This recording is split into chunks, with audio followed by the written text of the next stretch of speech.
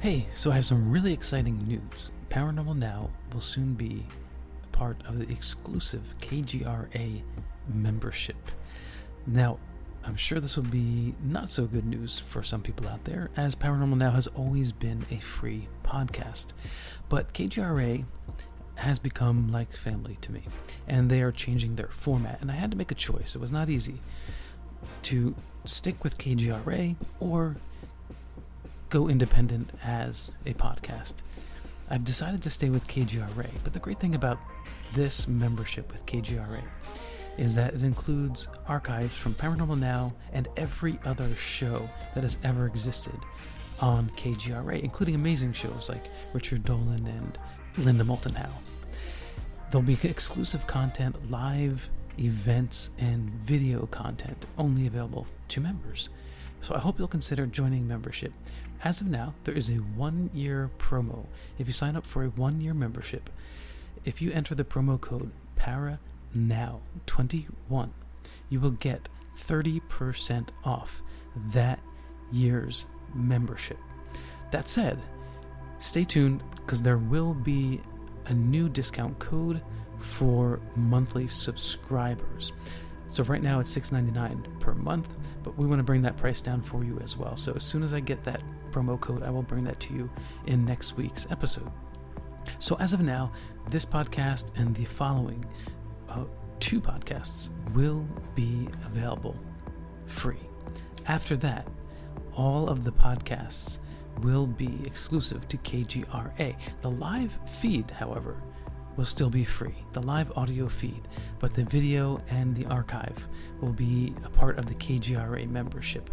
And look, there's going to be so much more to come, and it's a really exciting venture for KGRA. And I'm going with them. I think it's going to be a fun ride, and this will allow us to empower ourselves to create even better content and more content, novel content that you can only find as a part of KGRA-DB.com. So I hope you'll join us in this venture forward. If you go to KGRA-DB.com, sign up to become a member and put in PARANOW21, and that code supports me specifically as well as KGRA as a whole, so that we can create more content to bring to you. Thank you so much for following all this time. I appreciate you, and I will bring you more information soon. In the meantime, enjoy this episode of Paranormal Now.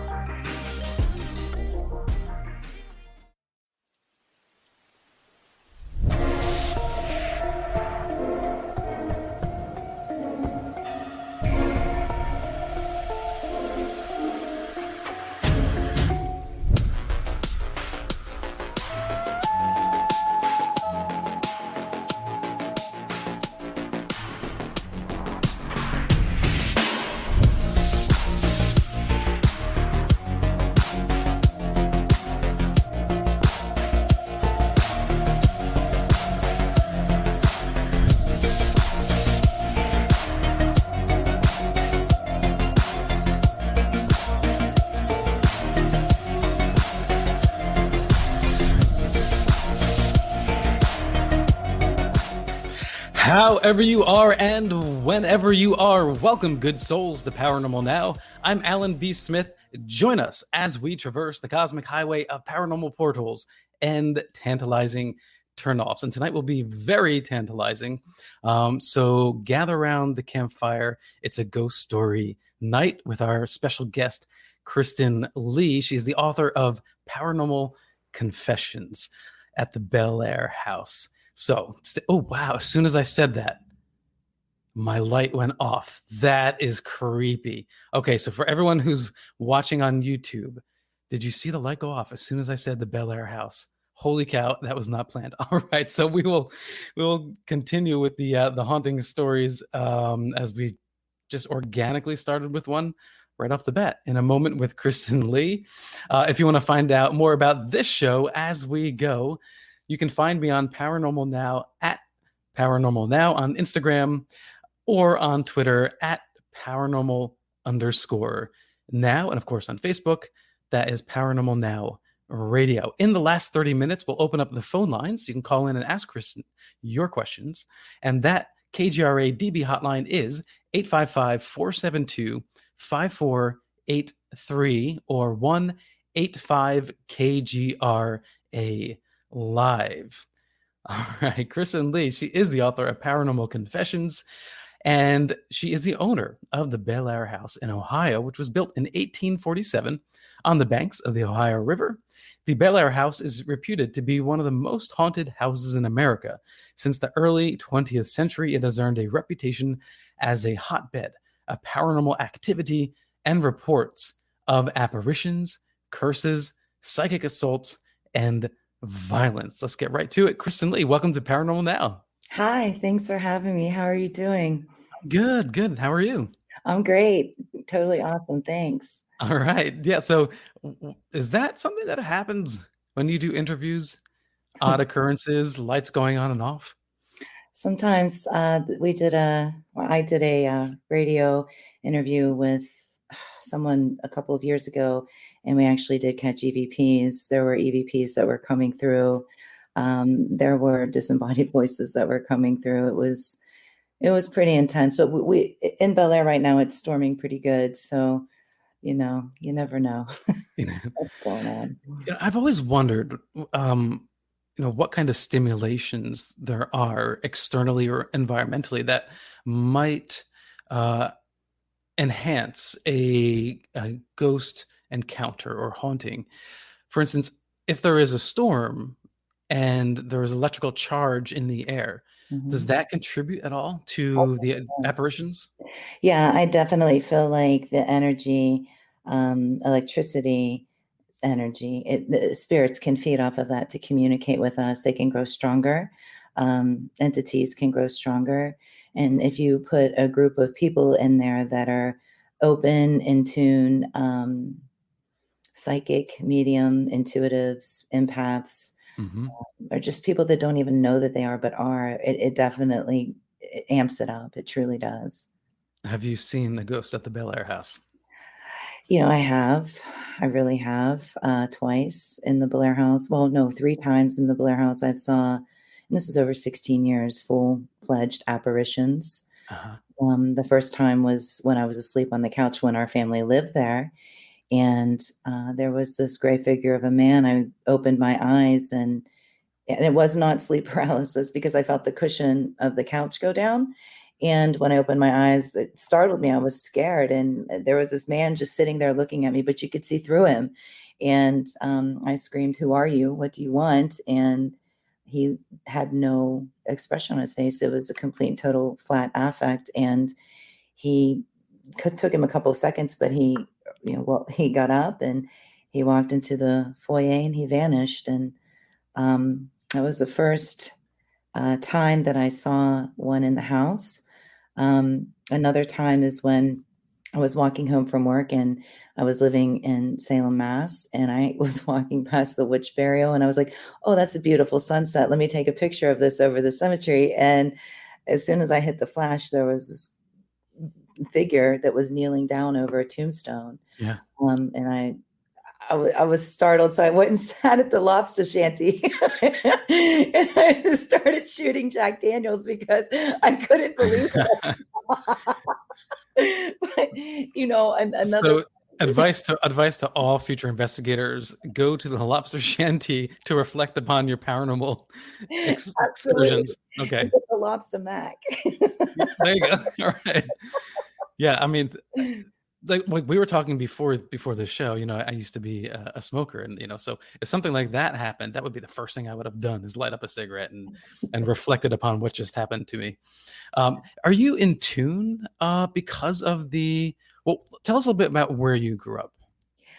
Well, I grew up in a little town called Crabapple, Ohio. It's about 40 minutes from Bellaire, and it was nothing but land. It was an old coal mining town, and Grandma when we were in trouble, Grandma would always say, you better straighten up or the gypsies are going to come and get you. Later in life, I learned what that really meant. But, it was an old coal mining town, and all of my mother's family lived there. It's like, so you couldn't really get away with doing anything, because if you were, walking down to the bridge to meet friends and stuff when you're a teenager, and Aunt Judy's on the back porch with her binoculars, and then she calls Aunt Mary, and then Aunt Mary calls Mom. It was awful, but it was a great upbringing, because it was in the country. We had four-wheelers. We used to, and this is sad to say, please don't judge me, but it was a lot of fun. We used to take down Volkswagens and make dune buggies and go in the slate dumps. And I mean, I had a rough childhood. I was the only girl, and grew up around a lot of motorheads. And so, I mean, that was a lot of fun. And they would all come every weekend, and we would just go ride the dune buggies and the four-wheelers. And we had so much land that it was totally cool. But yeah, I grew up there. And then, throughout life, you do academic institution, you get to conform to the higher level of intellect and all that kind of good stuff. And then I traveled a little bit, but I lived in Pittsburgh, Pennsylvania for a while. I stayed in Massachusetts for a while. It was very short because I had to come back to Bellaire, but yeah, I mean, it was cool. Crabapple was very, very nice childhood. It was.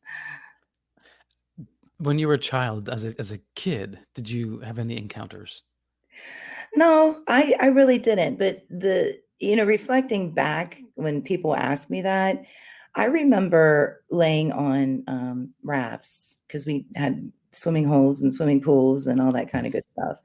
And I remember always pulling in that solar energy. I was always really in tune with the sun, not so much the moon.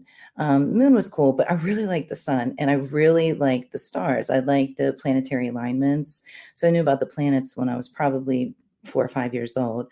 And I was just very intrigued with them, and different constellations and stuff like that. But when I was younger, there was a lady that came to my grandmother's house, and she I don't know whether she thought or saw grandma as like a guru, or or what she thought was going on. But unfortunately, her daughter had drowned, and remember, we lived in little coal mining houses, so I was in between the kitchen and my grandmother's bedroom, and there was a curtain there, and I was playing with a child this whole entire time. This lady was sitting at the table talking to my grandmother, and not paying attention to them, because I was playing with this little girl. Mm-hmm. And grandma walked over, and she says, "What you doing?" And I said, "I'm just playing with my friend." And she said, "What friend is that?" And whatever the name was, I don't remember, but the lady jumped up out of the chair, and she started shaking me. This was awful. I guess that it was her daughter. She thought it was her daughter. And because she probably had some pretty traumatic experiences from losing a child. But after she left, grandma took me out by the chicken coop, and she said, I think that you might be able to see angels, is how she said it to me. I see. And I said, maybe. And she said, well, I'll help you. And that's always stayed with me forever. When I was in school and I was learning, different types of mental challenges and stuff like that, I really thought, wow, am I crazy? Because I remember that time, and I remember schizoaffective disorder, schizophrenia, visual, auditory and visual hallucinations. Was I doing that? Was I just pretending? But I remember too, for the longest time, and this story is kind of profound, really. Probably young, very young, I always had this imaginary friend, and his name was Hayata. And and I don't know if I picked it up on TV or, I don't know, but I always, just chilled with Hayata. And about 2017, this man named John Campbell came into the Bellaire House, and he became a very big staple in our lives. And he looks identical to the imaginary friend Hayata I had. And the Hayata was Japanese, and John is Japanese, and they look absolutely identical. And I shared this story with him, and he's a Buddhist, so he was kind of nice to me about it. He wasn't judging me or anything, but we've talked about it, and we think that maybe perhaps that there was some sort of a time slip, a dimensional slip, or maybe past lives and things like that we had together. But I do believe in past lives. I do believe in reincarnation. I've studied so many different multicultural diversities in religion in college that I think it would be irresponsible for me to rule that out. But Sure. yeah, it's been a long, strange trip, man. Alan, it's been really strange. Yeah. Whenever you're pursuing the paranormal, it always is strange. And that's kind of not just innate to it, but I think why so many of us are attracted to it. Do you think that there is something psychologically about those of us who are interested in the paranormal, meaning cryptids and ghosts and unknown phenomena? I used to. As a mental health professional and psychologist, I used to. And then the Bellaire House happened, and that opened up my eyes to where, I kind of felt bad for thinking that because I had experienced it. And thousands of people that have rolled up in the Bellaire House have experienced it too. Mm-hmm. And not all of their claims are valid, but a lot of them are. So, that part of it, I think that, if we look at the DSM, there is a disorder for people that are obsessed with death, with the afterlife and that sort of thing. Right. But when you hear a clear EVP and it says your name and there's nothing phony baloney about it, how do you discount that? Like seeing that full-fledged apparition, I could clearly blame sleep paralysis or PTSD or something like that. But when you see it and then you see it a few other times in your life, yeah, and then other people report that they see it, and then you get on a DVR system, an actual full body apparition touching a baby piano where it lights up, you can't discount that. There's no way on God's green earth that you can discount that. It happens. I don't know how it happens, and I think that's why I'm so intrigued with it. I think that's why a lot of people like us are intrigued with it. Like, what are the mechanics? What are the physics? It's like Jack the Pumpkin King. What's this? What's this? I can't believe my eyes. Inspired. But great reference, by the way. Right? It's the best way to describe it, right?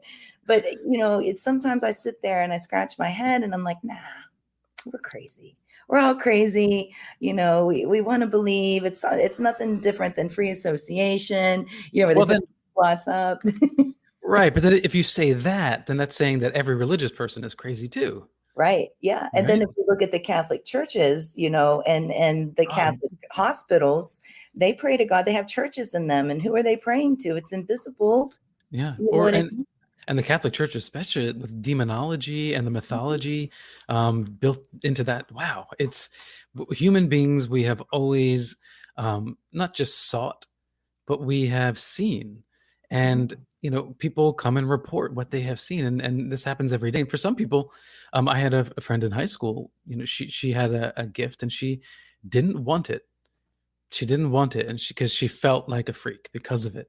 Mm-hmm. And I think that thankfully that's changing. But let's tell us a little bit more about Bellaire House and the inspiration for your book, Paranormal Confessions. Tell us when it was built, a little bit about the history. Okay. So we believe through documentation that the house was built about 1847. And how it was built by a man named Jacob Hetherington. And he ended up in Bellaire from England to be a coal miner. And his father and mother lived a town down from Bellaire. Mm-hmm. So when they dropped him off at the Ohio River with a very prominent man named Captain Fink, Captain Fink was like, "Hi, Jacob." And Jacob was like, "I've got nothing. There's nothing for me." Well, his father gave him a pick to pick away at the coal in the coal mines. That's all his father gave him. He said, "Now it's time for you to be a man and, see you later." So, that's how it started. And then Jacob, he just became this humongous coal mining tycoon. And from the documentation that I found, he he owns 667 acres of land of Bellaire, which is pretty much all Bellaire. And then he helped the community. He helped the coal mining families. If coal miner was injured, he would take care of the families until the coal miner could recoup, or if he was never able to recoup, he still took care of the families. He ended up owning like a glassworks. Jacob, and then he built this beautiful mansion that's, unfortunately, it's no longer in Bellaire. They tore it down. Shame on you, Bellaire. But they tore it down. Yeah, And it's a shame. He had a mule help him build this house, because he had all of the sandstone come in from England, and so the house was built out of sandstone. And we know what sandstone does, don't we? Yeah. It's paranormal. It creates a lot of activity.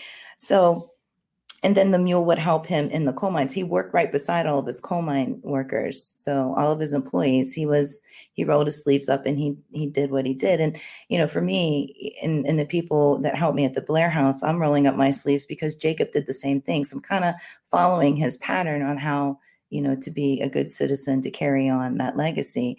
But then he had all of these children. Unfortunately, his oldest son, Alex Hetherington, when Jacob died, he left the house, the Bellaire House, because Jacob built a couple of different houses, and the Bellaire House is one. But he actually built the house for his granddaughter, Lyde, but she wasn't old enough at that time when Jacob died. So everything, the coal mining companies and everything, went to his son, Alex. And then, unfortunately, Alex was committed to a lunatic asylum. And after he was committed to a lunatic asylum because he was hearing things, seeing things, loss of business, there were some physiological problems with him too, as well as cognitive. So he probably would have been an Axis one too. But then Lyde inherited the house and the rest of the properties, as well as the coal mining company. But at that time, the coal mining company had collapsed. Alex, he went bankrupt. So they lost everything. And then any of that attributed to any sort of activity at all, or? I don't know. That part I don't know, but I know the fact that Alex was having hallucinations and he had epilepsy. If we go back in the day and we look at epileptic seizures and stuff like that, people would think that would be possession. So whether he did have it or not, or those are just rumors that he was possessed, mental health field has come so far, so is the medical field, to where we could rule out epilepsy as possession. That's not true. But back in the day, they thought that. So there are rumors to that. So knowing, the difference between the two, I think that it was probably just more medical than it was demonic, possessed, that sort of thing. But Edwin Hetherington was a grandchild too, and that was Lyde. That was her brother, and he moved in, and he was in the military, and she signed his draft papers. So we're wondering, why didn't the mother sign the draft papers? We can't find any information on their mother at all, so we don't know what happened to her. But so when Edwin found Lyde dead, she died in the house. He became so depressed, and he hired and put out an ad in the newspaper for any kind of spiritualist to come to the Bellaire House. And he paid for everybody to come to connect him to the afterlife so he could communicate to his sister. So then we had, all of these modern day psychic mediums. Back then they were called seers and spiritualists. And then Edwin became so fascinated by the art of mediumship and connecting to the afterlife, being a paranormal person, investigator, if you will. He dove into it himself. But, we have to remember, you see an ad in the paper of a man paying X amount of dollars to talk to ghosts. Any kind of person's going to jump on that. And him thinking, and this is just pure suspect for me thinking this, I don't have documentation on this, but if you think of his mental health state at that time and how depressed he was and how heartbroken he was, he would have believed anybody.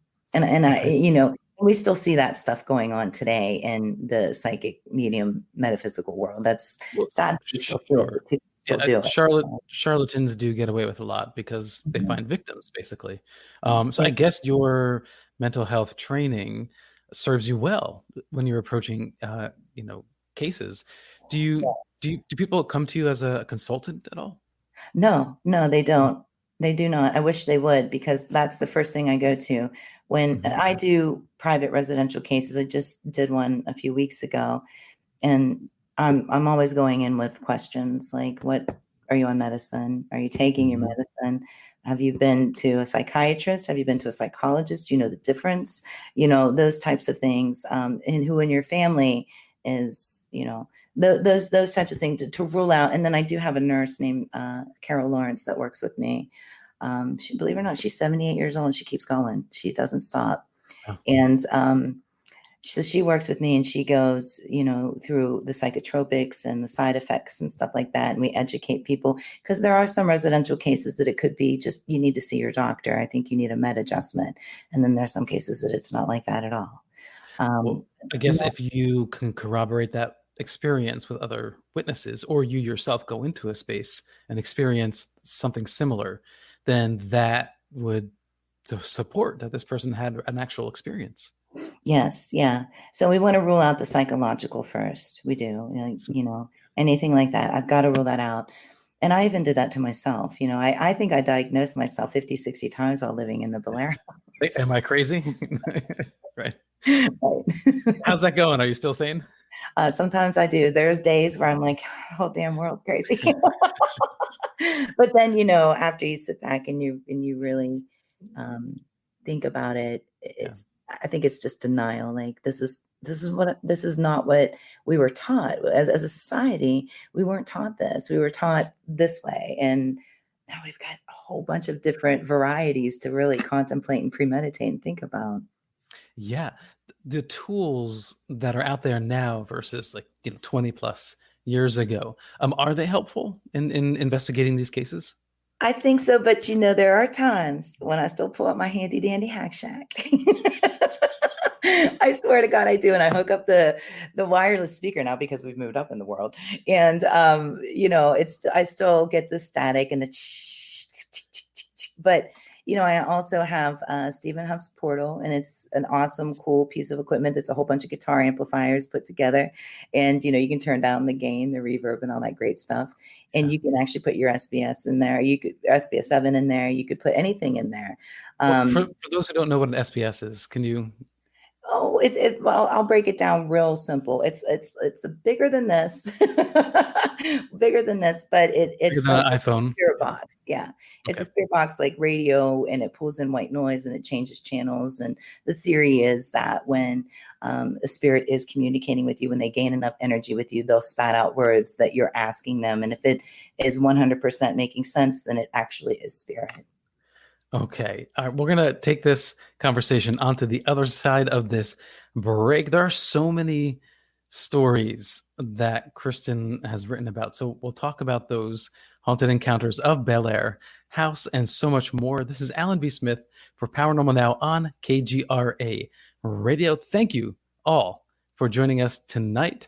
If you haven't yet, go grab yourself a cup of coffee, tea, or perhaps a glass of whiskey as I peruse the paranormal underworld. This is Alan B. Smith. We will be right back.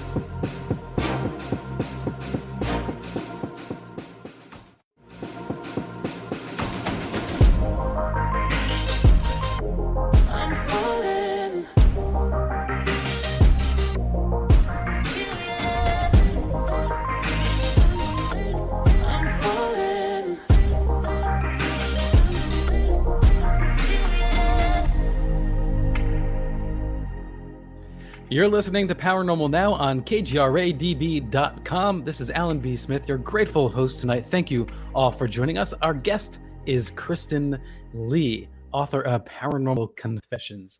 And now Kristin will confess to us all the many stories that occurred at the Bellaire House. So tell us a little bit how you came to be an owner. Okay, so the owner part, our family was affected by 2 flash floods, and they came back to back, and we ended up homeless, and we were displaced for a while. And one day when I was at work, I was Googling Belmont County foreclosed list, and when I saw the Bellaire House, I was like, wow, that's a nice house, and it has a great yard, and our dog Bella can run through the yard, and everything will be great. And I called the realtor, and she said, hey, meet me at 7:00. And I walked through the house, and I remember how big it was, and we did get lost in it. And I remember looking through the picture window, the bay windows in the front of it, and seeing an old hutch and the old woodwork. And it was just a beautiful old home. And I've always wanted a home like that. So, walking in there, I was so excited, thinking the bed can go here, the couch could go here, all these great things that, somebody looking for a home can dream up. Sure. But, after we moved in, I signed the promissory note on the fireplace that evening, promising that I would purchase the home. And I went to work the next day praying, like, please God, please, and then all of a sudden they called me at work because, back then I didn't have a cell phone because of the flood, but they called at work, and it put me through to my line. And the realtor said the bank accepted your bid. It was literally overnight. And Wow. a couple weeks later we were moving in. So that's how it happened. Yeah, that's quite lucky, I guess, because now you're living in a haunted house. But this has been a crazy, crazy market now. So many of us can understand the stress of not knowing, right? So once you started to settle in, actually, first, did the agent, disclose to you any information about the house being haunted or specific stories? No, she didn't. And I don't know if she knew, but no one had stated anything about the Bellaire House. I mean, you'd think if they knew that it was part of Jacob Hetherington's, house that Jack built. It seemed everybody else in Bellaire knew. I just didn't know why the realtor didn't say it. So, right. I think in some counties they do have to disclose if there are reports of hauntings. Were there any actual criminal investigations associated with the house?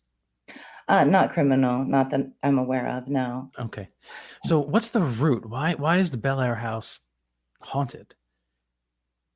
Well, the Bellaire House is unique because of its history. First of all, it's on top of a coal mine portal number 1. It runs all the way from Pinch Run all the way to the north end of Bellaire. And during the 1850s, there was a coal mine fire that happened, and a lot of people perished. Now, how we found that out, we found when we were researching the Bellaire House history, we found a little piece that was a rumor in the gossip section of a newspaper. And it said that it was rumored that Jacob Hetherington had spent like $8,500 back in 1850s to put this fire out. So in my mind, hey, if this is rumored that he had to spend this much money, then it had to have happened, right? So that's how I took that, and we continued with that. But it does sit on top of a coal mine portal, the portal number 1. Portals and real portal number 1. That sounds so surreal, right? I know, right? Yeah. So, that was part of it. Behind the Bellaire House is Native American caves, and they would bury, it was Shawnee Native Americans, and they would bury them in the caves. And, we've heard through locals and stuff like that had history collected that the Shawnee tribes would actually do their ceremonies behind of the Bellaire House.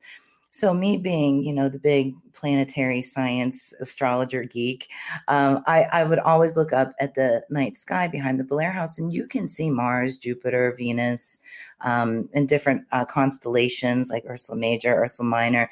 I mean, it's just a perfect night sky to actually do ceremonial protective magic or whatever else they were doing. I don't know. It was like 1754 time frame, but it is also part of the French and Indian War. So there's a lot of bloodshed there. So there's a lot of residual energy that happened. And in front of the Bellaire House is the Ohio River, which is a constant source of energy that's always flowing. It never stops. So therefore, energy cannot die. That creates a different part of why the Bellaire House is the way that it is. But, the biggest thing is the ley line that shoots straight up the house. Like I have the book here, like if you see this part of the book, this is where the ley line shoots straight up. So it's all the way up to the top. That's a very big deal, because that is how, with the ley line and the deaths, the Ohio River, the residual energy from the French and Indian War, the Native Americans, the death inside of the house, Edwin Hetherington conjuring and spirits in the house after he learned, hopefully, how to do it from legit psychics and seers. I'll never know that. All of that is just a creative storm. But, what we've recently found out, 2017, 18, 19, and 20, is the Bellaire House was part of the Underground Railroad. And Jacob Hetherington, Jacob Davis, who was the founder of Bellaire, and Captain Fink were all abolitionists. So not a lot of people think Ohio, okay, Underground Railroad, but it did happen. It was a safe house. And then that you can see the cubby holes if you ever come, and I welcome you to come. There's cubby holes up in the attic. There's a great big closet that goes all the way in the back of the attic. And at night, Captain Fink would blow his horn, and people would run to get on his boat, and they would go to Canada or New Orleans. Wow. Now the code enforcer, he's no longer with us, Jim Chase. He came down one day and he showed me the maps of Bellaire, and under Bellaire are catacombs. And that had nothing to do with the Underground Railroad. They're just catacombs that go under Bellaire. And it isn't just the coal mines either. They're actual catacombs. And there was a man that tried to do this batting station for the kids or something at one point, and he did find an opening to one of the catacombs, and he closed it up instead of letting us go and investigate and see what we could find. He just totally closed it up. So I know where one is. There's a trap door that's still present today, down in First Ward, because Bellaire is in First Ward, South Bellaire. You can open it, but I don't recommend anybody going in it. But that led down to the riverbank too. So, is that something you would need a permit for if you wanted to go investigate? Yeah. Absolutely. Yeah, absolutely. I mean, you said it was like a creative storm. It's like this nexus of all this stimuli. I mean, spiritualism, coal miners, which is at the time was a very deadly profession as well. Burial grounds. It's crazy. So when you moved into the house, what was the first experience you had with it? It was the gray figure of the man. That was the very first one, where I was asleep on the couch and he sat down, and it just startled me. Oh my gosh. I still remember that today. It's not as profound as it was then, but I still remember that feeling. And that have you tried to reach out to the gray man? Well, we know who he is now. We called him the gray man for so many years. It was actually Jacob Hetherington. It was him, because we even said he looks like Abraham Lincoln. And in the beginning, okay, so first of all, when I moved out of the Bellaire house, I moved into this little rinky-dink townhouse. It had 2 bedrooms, a living room, and a bathroom, and a kitchen, and that was it. Okay. And we went from this big house to this wee little house, and I didn't take anything with me. I just left everything because I didn't know if it was haunted, something, naturally, because you see all these haunted objects and all these haunted museums. I didn't know that those things existed. I didn't even know that ghost shows existed. I didn't know that there was a such thing as paranormal investigator, paranormal equipment. I just didn't know. It wasn't my field. My field was psychology, forensic psychology. So, we thought that the gray man looked like Abraham Lincoln. So I called in the first team. I Googled them, like paranormal investigators in Ohio and paranormal investigators in West Virginia, paranormal investigators in Pennsylvania. Well, these guys came 4-hour drive. They were the closest ones. And we always had pennies thrown at us. Like, really, like there were real pennies that were thrown at us. And looking back, Wow. now Abraham Lincoln is on the penny. Jacob Hetherington is identically, I mean, they look identical to each other. And I think that's, hey, this is what I look like. Hey, let me throw this at your head, you dum-dum. It's like trying to give us a clue. And we didn't put two and two together until we realized that the house was part of the Hetherington family. And that's when it all clicked. Okay. And there's no chance Abraham Lincoln stayed there at some point. No, but we do know that George Washington was right up the hill. We Oh, do know interesting. that, yeah. But Yeah. Bellaire's had some pretty cool things that, with celebrities, like Marilyn Monroe and JFK. They would do their little rendezvous in Bellaire at the. Oh, really? Oh my gosh. Yeah. There's a lot going on in this house. Yeah. Well, Bellaire's a perfect set for a movie. I mean, Denzel Washington, he filmed Unstoppable there. The Bellaire Bridge was on Silence of the Lambs, where Jodie Foster was running, and from Hannibal Lecter. Oh, and not Hannibal Lecter, but Buffalo Bill. But Buffalo Bill actually went, the guy that played Buffalo Bill in Silence of the Lambs, the first one, he actually went to Bellaire High School. So there's a lot that goes on there. Yeah, it's so fascinating. So when you see a spirit in the house, do you just or if someone reports it to you, do you just let it go, or do you follow up on it? Well, it depends on who reports it to us. I mean, if it's somebody that I know and I trust and wouldn't steer me in a wrong direction to get on TV or likes and clicks and stuff like that, I'll definitely follow up. But if I know that it's somebody hungry for clicks and likes and fame, then I really discount it. I'm being honest. I just, you got to pick and choose your battles. But there are a lot of people that have stated that they see this child spirit named Emily Davis. And there, you got to watch what you put out to the media, what you say, what you write about, because then it could be suggestive to where they psychologically think they see it. But before it was really put out, there was a lot of reports of seeing a little girl in a white dress. And that was the second spirit that I saw in the Bellaire House. And I did see her with my own eyes. So do people come and stay there? Yeah, they do. I've turned it into an afterlife research center, and this weekend has been phenomenal. I normally don't get to go and investigate with teams, but some really good friends from Maryland and Illinois came in. Two teams collided together, and we spent the whole weekend investigating. And then a team from Lima, Ohio checked in tonight. But yeah, they check in normally on Fridays. They check out on Sundays. Some teams come in Tuesday, Wednesday, Thursday, because maybe they're service workers or public servant workers and they get different days off. But the house is open for anybody that has time off that really wants to move in for a couple of days. And when they move in, we have furnished rooms and showers, full functioning kitchen, and they can actually live there and put up their DVR systems and see what they get. That's so cool. See, you can go and do your own investigation. Yeah. It's like that could be like a vacation, right? Yeah, and that's what they love it. They do. Yeah. All the paranormal investigators do say it's a vacation. That's not a vacation ideal for many, I would think, but for many of us, it would be. No, Now, is it scary though? Is there like a really scary story that has occurred there? Well, yeah.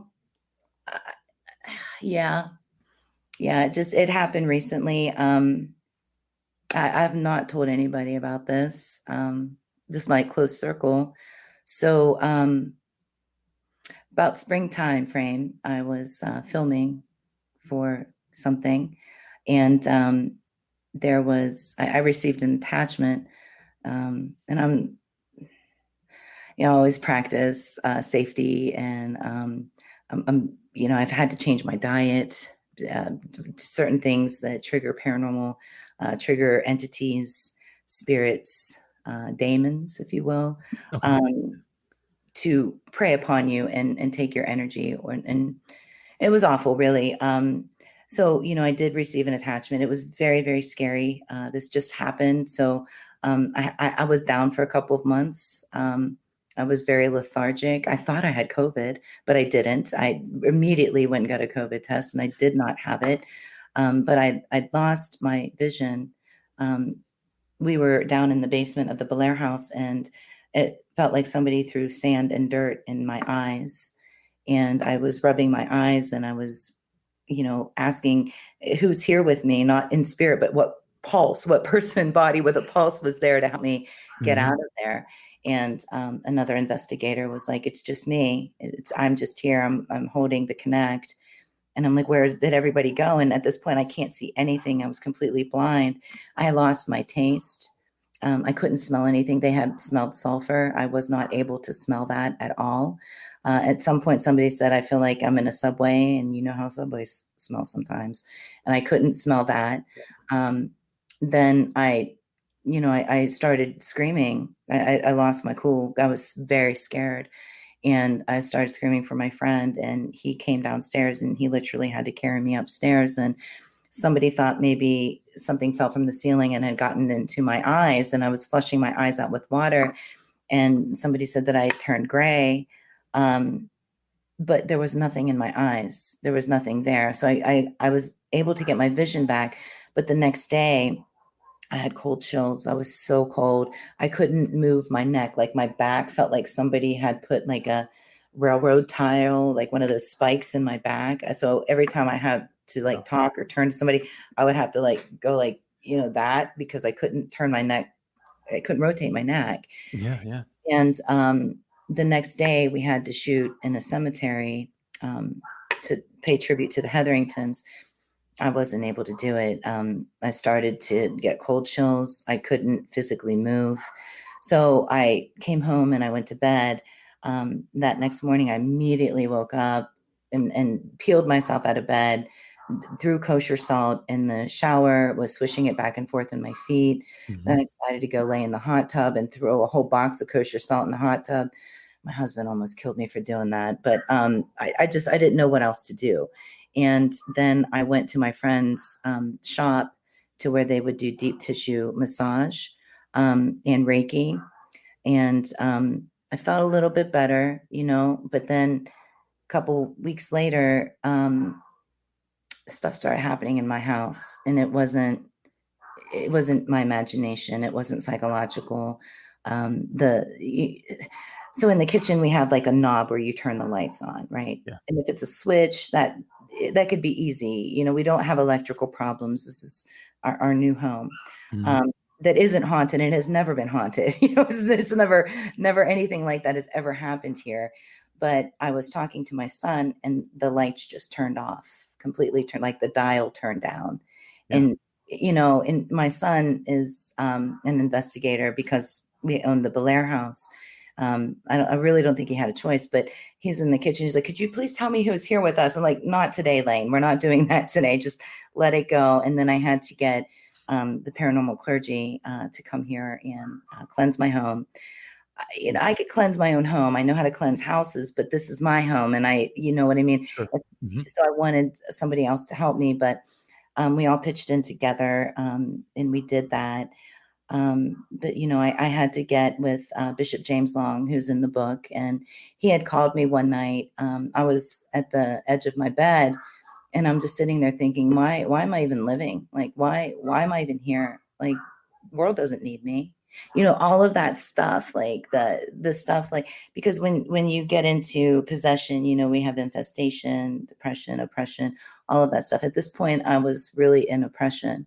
And I hadn't talked to Bishop in a couple of months. And then boom, out of the blue, he calls and he's like, hey girl, what you doing? I'm like, I can't believe you called. It's like, I'm sitting here on the bed contemplating my life. And then it was on, then it was absolutely on. So, is there any way to tie this into just, I don't know, like sometimes when people are in basements or whatever, they experience mold or food. But this seems to have been going on for a while, which wouldn't really, I guess that wouldn't explain it. So you mentioned opening an attachment, right? Yeah. Can you explain that? There, an attachment is like when a spirit uses your energy and actually attaches itself to you. It's parasitic. Like a parasite would, give us an infection, or you have a kitty cat and you have to warm it and stuff like that. That's basically what like an attachment is. It overtakes you. And it's never happened to me in my life. And I've watched it on TV. I've watched friends go through it, not to that severity of what I went through. Because I mean, I had to have 5 or 6 Reiki sessions after that. And one of the Reiki sessions, the light bulbs blew up. Like there was glass that landed on the practitioner and me. And she knew what she was getting into. I told her, I said, Carol, I've got something really bad. And I'm telling you, it's bad. And I'm not sure what's going to happen if you're able to pull this out. First session, nothing. Second session, nothing. Third, nothing. Fourth, bam, it just blew up. Okay. And then I felt better. I did. I felt a lot better. And I really, I said the prayer of deliverance, Catholic prayer of deliverance, and vowed not to do some things that magically that I've never worked in a negative way. I'm a manifester. I like to manifest things, right? I like to, I want a pure black kitty cat Maine Coon kitty. Please God, give me one. And poof, there's a kitty cat a couple months later on the porch. I like to manifest things. I never hex or curse or anything. I don't do that. That's just not my cup of tea.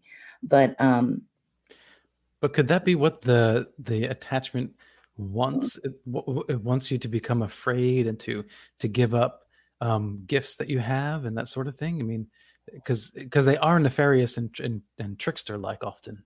Yeah. I've been battling. I still today I've been battling. I have been with my faith-based system. That's hardcore. My dad was Catholic. My mom, very, very spiritual lady, but she converted to Christianity later in life. And I don't know if that's just something that everybody in my family has to do. I'm not 100% sure yet, but it's I don't think I could ever give up my spiritual parents. I love Apollo. I love Diana. I love Yamaya Nabatala. I mean, you've got them behind me. They're just, I pray to them every day. But, really getting in tune with God, the Holy Spirit, Jesus Christ. And that's what I've been doing ever since that attachment. And it's been a lot easier. It's difficult for me to not wake up and do morning meditation and, sit at the poolside and give thanks to Yamaya and Abatala and Oya. But, it's difficult. It is. It's really difficult. But how do you know if it wasn't the Reiki versus, the faith? Well, I felt better. I could move after the Reiki and after the deep tissue. Well, the deep tissue worked a little bit after the Reiki. It balanced me. And that can, honestly, if you're talking to a psychologist or a psychiatrist, I mean, that could be positive reinforcement. I will not discount that. Yeah. But I legitimately, physiologically started to feel better. But it took 4 times. So if it was just the first time, if it was a positive reinforcement, psychologically, I would have been fine. But it took like 4 times to do that. But that's pretty common with Reiki, right? It's not just that first section, because you're kind of molding or like reorganizing the flow of energy. My understanding is that it's not like you go in for a Reiki session like a chiropractor, right? And then you walk out and you're done. That, it takes multiple sessions usually, which is kind of a shame, because I've had a Reiki experience that was really profound when I was younger. But it's a shame that it costs so much in most cases. There's times where I would love to do Reiki, but it's like, I can't afford to do 4 sessions or 5 sessions, right? So is there anything that you can do for yourself that's similar to help you kind of realign that energy, like on your own? Yeah. Well, the first thing to do, what I was taught, and it really is effective, is the kosher salt. I mean, it is from the core of the earth. Okay. And even though clergy, rabbi blesses it, it doesn't matter. As long as somebody with good intent blesses it, you can even bless it on your own, right? So, that if it gets really bad, I mean, I use it every day. I'm I'm like a can of sardines. I'm very well preserved. It's like, I grew up near the beach. I mean, salt water is good for you and for your soul and your body. Yes. Hands down. Yes, it is. Yes. I love it. I love just chilling out at Laguna Beach. I love it. It's the best thing in the world. But, if you swish it back and forth between your feet, like put it in the base of your shower. I mean, even if you work in an office and you're sitting next to a Debbie Downer that's just like, my boyfriend left me, I need to vent to you. And then you're like, you feel like you just got sucked the life out of you, you know? I would use the kosher salt in the morning and I would use it at night. I don't care how tired you are. If you're very lethargic, put half a cup of it in the bath water. Don't put it in your hot tub because it's going to clog your jets. I learned that the hard way. Good practical advice. That's why people come to Paranormal Now. Thanks, Kristin Lee. You're welcome. But yeah, don't do that. But if you soak in it, you can put different types of herbs in it. But another thing is too, iron. And I'm going to tell you something. During that whole entire operation production, I was packed down with iron nails, and they were wrapped in an X, like a cross, like a fat equilateral cross, and they were tied. I'm getting cold chills. And they were tied in red ribbon. They were put in a red sachet to represent San Miguel, St. Michael, Archangel, and then a silver one to reflect any kind of negativity. I wore mirrors, so any kind of negativity would reflect and see its image in the reflection and not go on me.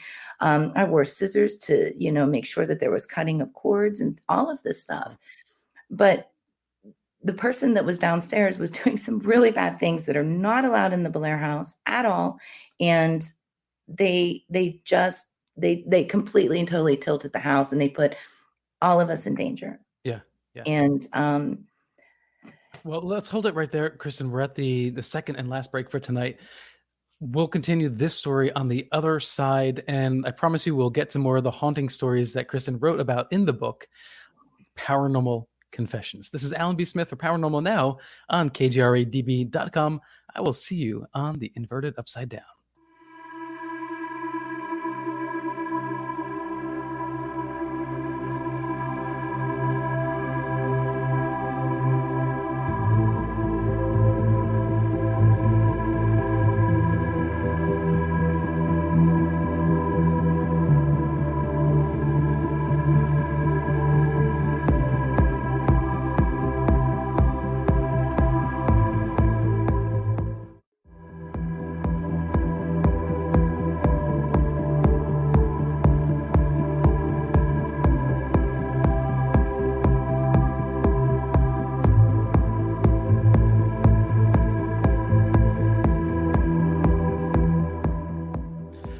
Welcome back to Paranormal Now. This is Alan B. Smith.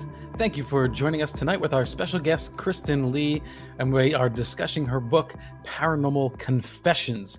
In the last 30 minutes tonight, we will open up the phone lines, and if you would like to call in and ask Kristin your question, call 1-855-472-5483 or 85-KGRA Live.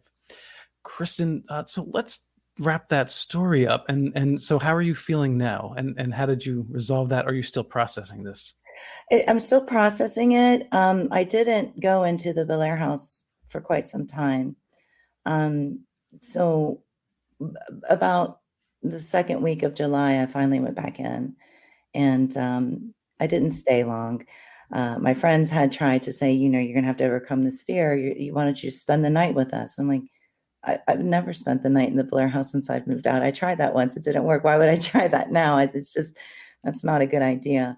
But this weekend, I was finally able to go up into the attic and do some investigation. I'm still not going in the basement. Like the team that checked in tonight, they're like, could you please show us the basement? I'm like, nope, you're on your own. There's the lights. Have a good investigation. But, other parts of the house, except for the basement, it's going to take me a while to go back down there. It truly is. Are you often the tour guide for people? Yeah, I'm the tour guide. I'm the maid. I'm the lawn care. So you do it all? I do it all. Yeah. So it's going to be hard, right? I mean, at some point you do have to go back to the basement. Yeah. Or can you just indefinitely avoid that? Well, I did avoid it for quite some time prior to this. When we filmed a sizzle reel for Paranormal Confessions, not the book, but the actual reality show. Yeah. Bishop James Long and I were down there, and something had come up behind me, and I didn't say anything because I didn't know if it was just my imagination. But after he and I both spoke, he said it felt like something was choking him too. And I was like, yeah, it came up behind me, Yeah. and it came up behind him too. He's an exorcist, so, he's the old world Catholic Church, the old Catholic Church.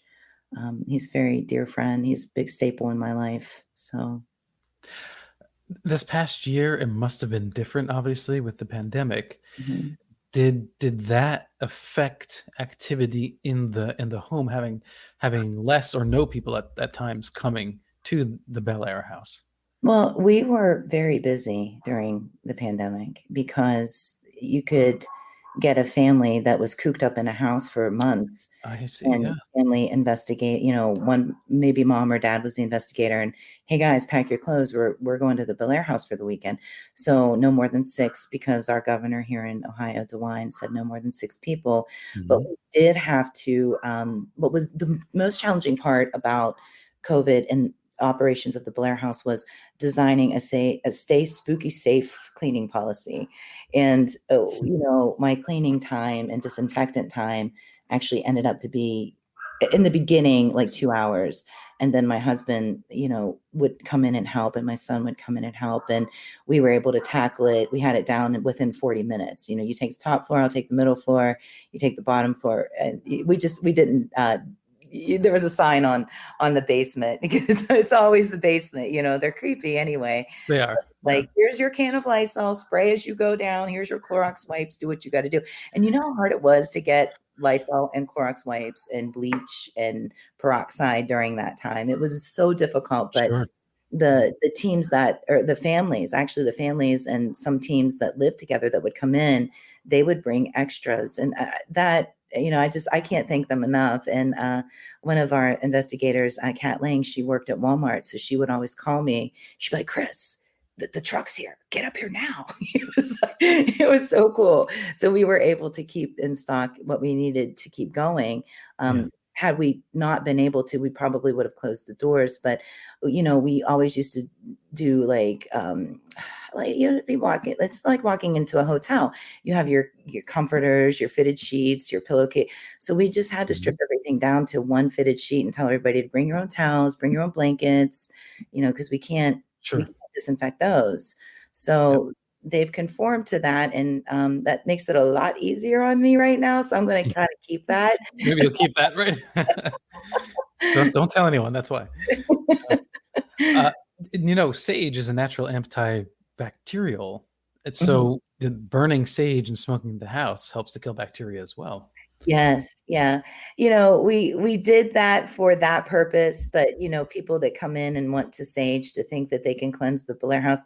I always say that sage is like shooting an elephant in the butt at the Bellaire House because it's not effective at all. It's just not. It actually triggers it for some reason. Sure.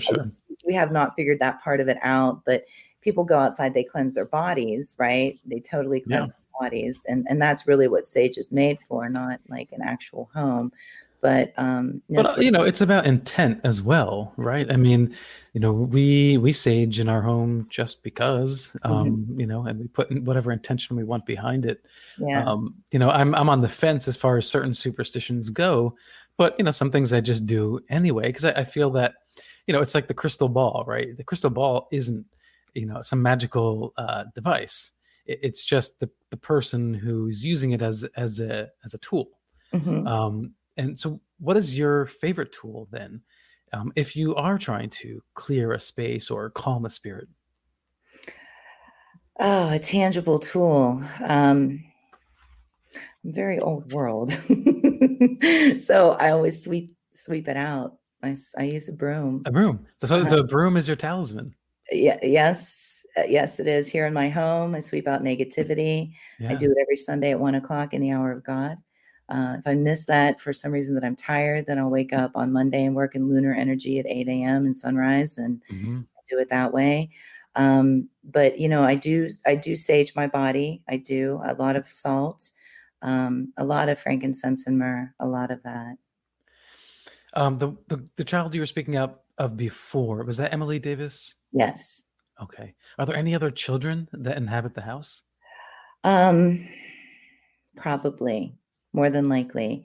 There is a child that's named Sarah. I believe she's Sarah Hetherington, and there's a lady that wants to be referred to as a servant that took care of Sarah, and Mary won't leave. She won't leave the Bellaire House. She believes that she needs to stay there. Um, for whatever reason it is, she wants to protect Sarah, and Sarah refuses to leave the Bellaire House. So we have collected a lot of EVPs, and we've done a lot of ITC communication with that part of it too, where we have definitive data that states this. There was a time that, and even in the book, there's a chapter of the book where I had transition with help of John Campbell, Allison, and my son Lane. We had transitioned 10 spirits, and let me tell you that knocked me on my butt in bed for about 3-4 weeks after that, because it's very draining. Transitioning. Yeah, like crossing them over.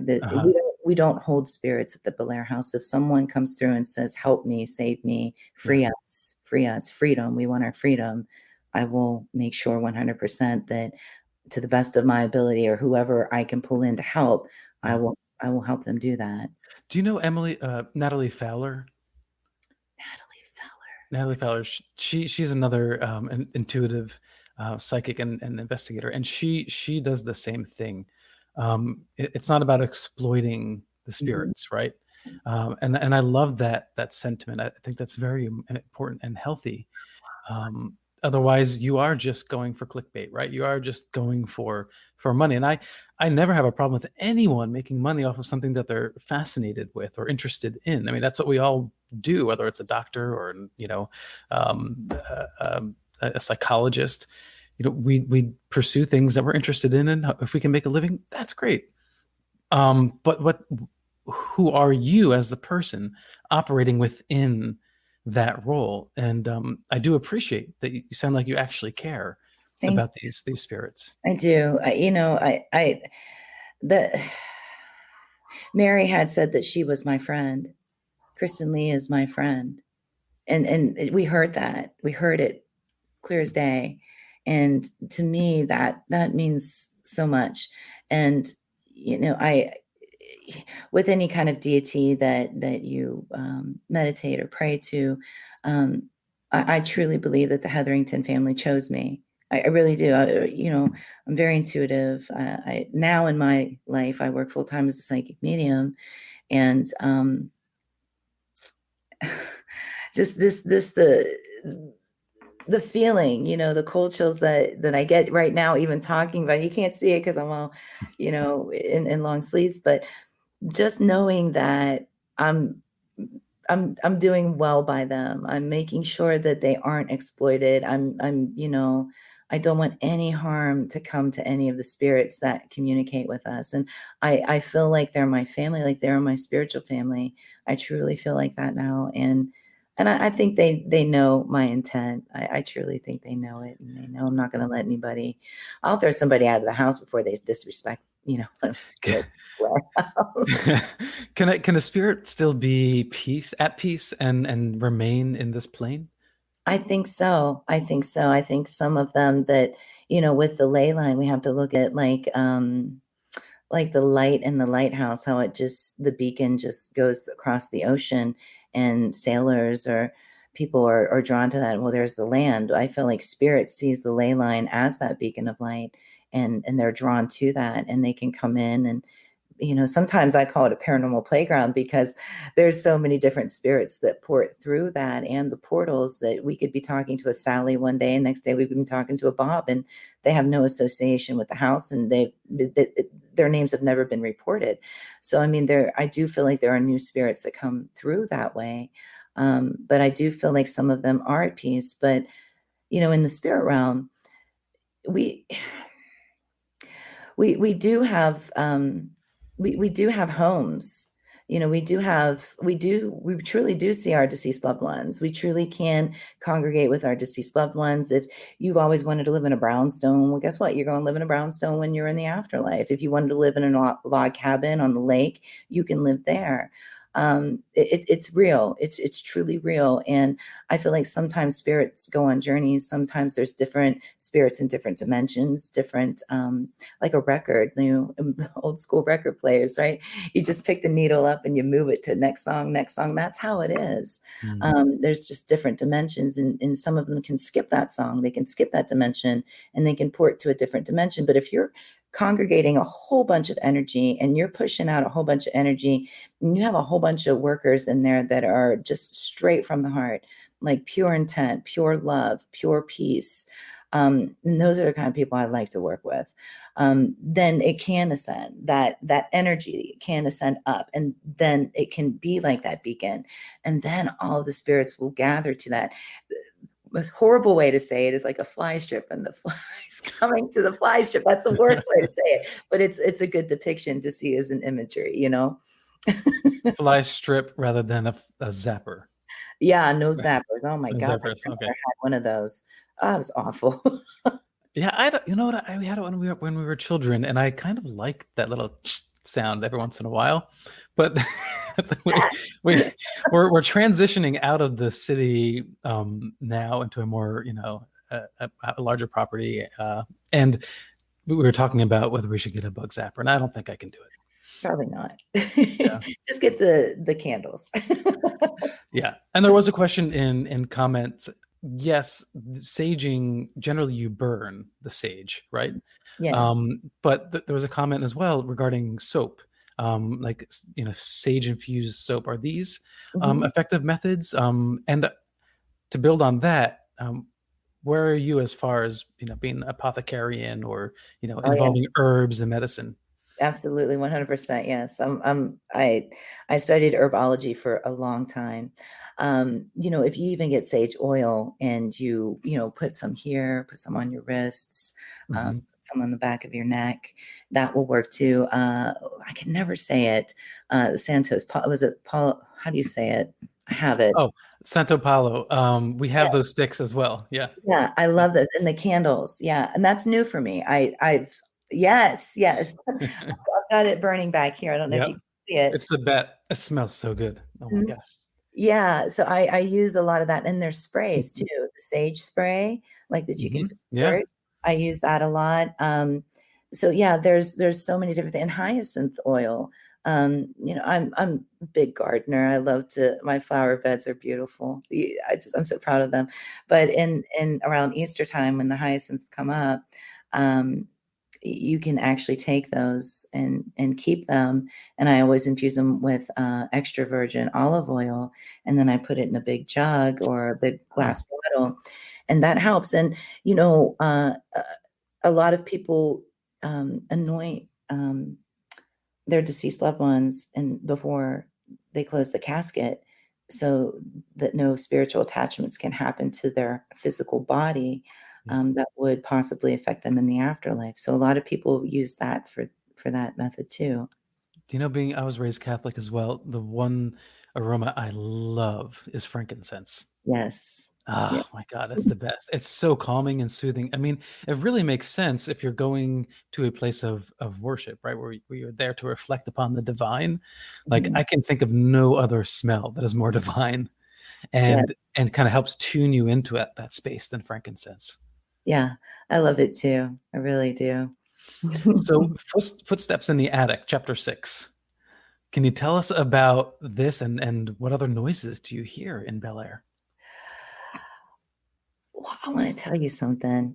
We have a DVR system. Like we have Amcrest cameras that are set up in the Bellaire House, and I can pull them up on my phone. And Friday night, I was so tired it was Thursday night. That's what it was. No, yeah, it was Thursday night. I was so tired. Something said, I heard it like in my subconscious, like, you might want to check the static cams at the Bellaire House. No one was there. I didn't listen to it, so I went to bed. Well, about 11 o'clock the next day, that overwhelming feeling happened again. And I pulled up my phone and I'm sitting there and all you hear is and it's not supposed to do that. The cameras are not supposed to do that. So I go to camera 3 up in the attic. It's not doing it. I go into the seance room. Why isn't the camera working in the seance room? Okay, the screen is black. There's nothing there. But in the living room, I'm watching this camera for about 11 minutes and you hear someone cough. So I immediately text my husband and I'm like, could you please take a break from work and go check on the Bellaire House? Because I'm not going down there. And it's like, Sure. I don't Yeah. know if somebody broke in. I legitimately thought somebody broke in. Then you start to hear, and I can't make it out. I still haven't had time to sit down to try to make it out, but you hear this full sentence come through. And I was 100% sure that somebody was in the house. So Daniel, my husband, went and he said that he got to the top landing of the steps and he heard somebody walking in there. And he walked throughout all the rooms. No one was there. He opened closets, looked under beds, but he heard somebody walking in there. So I'm not sure. I know nobody broke But he in. didn't see anything. No, he saw nothing. And there was no human being with a pulse in that house, but it was somebody that coughed.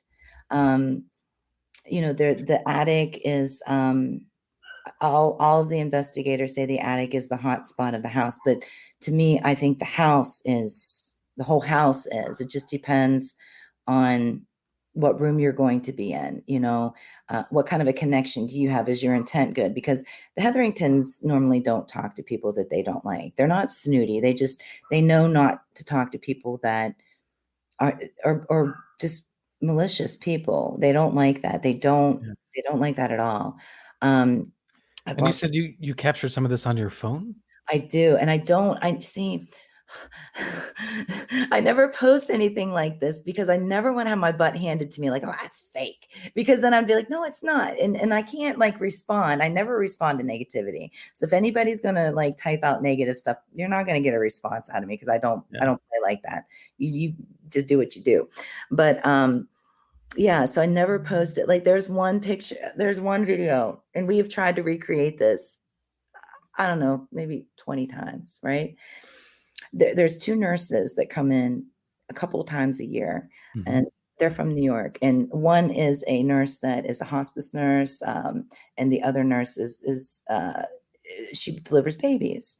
So you've got one coming in, you got one taking them out, right? And they're both really, really psychic. I mean, I don't even think they know how psychic they are. But when I pull in another friend of mine, Sherry, and all four of us get together, it's unbelievable.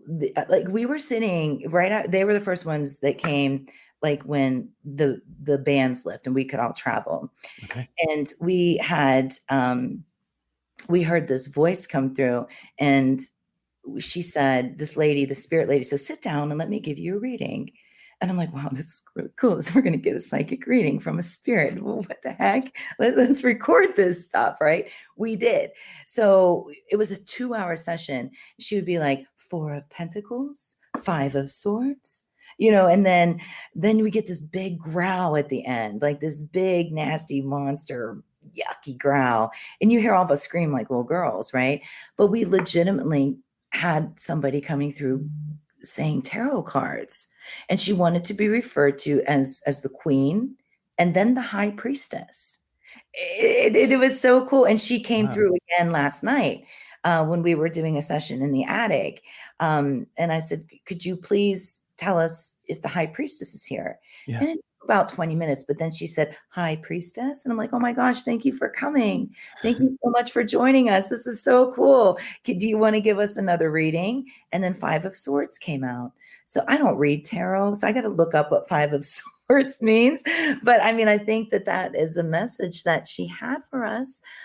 And then another instance was, it was so cold. We were under electric blankets. I mean, we have heat, right? But it was that cold that all 4 of us were on the couches in the living room, and we put a candle on the seance room table just to see if it would be blown out, if it would flicker, if somebody could blow it out, whatever. That's all we wanted. And I've never released this video. I've shared it with a few of my close paranormal friends. So in the seance room, here's the table. Here's one side. Here's the other side. You see this lady in a black veil come up, and she's still coming up. And then she stops, and it's a full-fledged apparition of a shadow of a lady that looks like she has a veil. And on the other side, when we actually screenshot it, there on the other side of that table, the head of the table, Mm-hmm. is a figure of a man's face, like they're communicating. And to me, it felt like this is Edwin at the head of the table, and this is probably the psychic medium that he was trying to connect to his Uh-huh. sister with. And I have that video, and it's. Then I thought, was it my boot? Did my boot go up? Did I take my leg? But if I couldn't. There's no way I could have held my foot up that long because I have neuropathy. I have like no nerves in the left side of my body. Okay. I've had to have like surgeries and stuff like that on my back, and I can't even hold my foot up, right? And there's no way I could have held my foot up to where it would have been my boot. Sherry was nowhere near that to where it could have been her head or anything like that. My husband does not like to go to the Bellaire House at all, but he went several times and he tried to recreate that with his foot going up. And he said, you would have had to held your foot up for a good 3 minutes. And he says, you can't do that. And if Sherry was on the corner couch and, the other girls were right beside you, Yeah. you caught something, and that's the paranormal high five moment, Well, why can't you high five us and show us the video? You want me? I'll send it to you. I'll send it to you. Okay. But You just don't want it to be public. I don't want it to be public because I don't want people to. I know I shouldn't care what people say, Mm-hmm. but my God, this video. I mean, because you can even hear our expressions too. Because Yeah. I think at one point I'm like, I think that's somebody that's decapitated. And that's like embarrassing stuff. That's like more entertaining than the actual video. And that's why I should release it. No. But yeah, if you could send it, I'd love to see it. Just don't make fun of us freaking out. Are you kidding me? How can we possibly the topics that we cover on this show and the conversations that we have? Absolutely not. Do you have any EVPs though that you could play? Ooh, maybe. Let me ask you this too. Is it possible for just anyone to capture an EVP, let's say on their phone? Like, can I just walk into a space, hit the record on the voice memo? I think you can. I've done that. When my son was having surgery, we were in the hospital room, and after he had came out of surgery, we were just like, "Hey, Lane's doing great, and everything's great." And you hear this old man come through when we were doing the video, and I'm like, holy cow. That does happen. It does happen. But for anybody just to go in, anybody can. Just you have to build spiritual rapport first. You really should. You really should have a strong faith-based system, because something that might sound very innocent, like a child, like hello, maybe it's not a child. Maybe it's trying to manipulate you. Maybe it's trying to gain your trust. And then take you down. So I mean, nobody should really go into a situation without clinging to some sort of faith base or having, amulets or protective stuff. But anybody can do it. I've watched Sean Austin take his phone out. He's a very good friend of mine. He's an investigator, demonologist. I've watched him take his phone out and say, okay, we're recording. And then 2 minutes later, there's a full sentence on his phone. Yeah. I've seen it. It's very believable. It's amazing. Speaking of do it. Yeah, well, speaking of walking into a place and recording, you do have an event coming up in October with Stormy Daniels of all people involved. She's getting into the paranormal. It's very interesting. Isn't that cool? Yeah. Doing such a good job. I'm so proud of her for doing it. I mean, she's on the road. She doesn't stop. I think it's super cool. Yeah, I totally support anybody trying to break into the paranormal. Yeah. Yeah. Well, tell us about the event. Well, I believe it's October 9th. And we're going to have like a meet and greet early in the day where people can come and meet her. And it's actually for a book signing. So I'll be doing my official book signing that day. So I'll have books stacked up there that people can come and sign and meet me, meet the Bellaire House, meet Stormy Daniels. And then later on, we're going to do a full-fledged investigation. There's going to be people that are going to be actually staying in some of the rooms. So they'll be in Stormy, and Justin, her co-investigator, will be staying there too. so they're going to get to spend the whole weekend with her. I'll come home at night because Mhm. there's really no room for, well, I don't stay at the Bellaire House, but my excuse is there's no room for me. So, I'm not sure what's going to happen, but I'm really excited about it. I just can't wait. I think it's going to be totally cool. We will be doing, we'll have our Amcrest static cams on. And I think we will be doing a broadcasting with those static cams through the Spirit Realm Network. I did a psychic show called Psychic Supernatural on the Spirit Realm Network last year, and then I needed to take a break because I'm doing too much psychic stuff. But we still do paranormal stuff through them. So I think we're going to be doing that, and it's going to be the whole weekend. I'm really excited. I truly am. I have never met her. Aaron at Wiser was like, "Hey, do you want to do an event with Stormy Daniels?" And I'm like, "Yeah, sure, that'd be great. That's awesome." And bada bing, bada boom, it happened. So Erin hooked up with Stormy Daniels Yeah, somehow. Okay. yeah. Does she have a book out? Is that why? I don't know. I asked her that. I don't know Mhm. if she does. I don't think she does. I'm not Okay. sure. I'm not 100% sure. All right. Well, let's give Kristin a minute to see if she can pull up an EVP on her phone.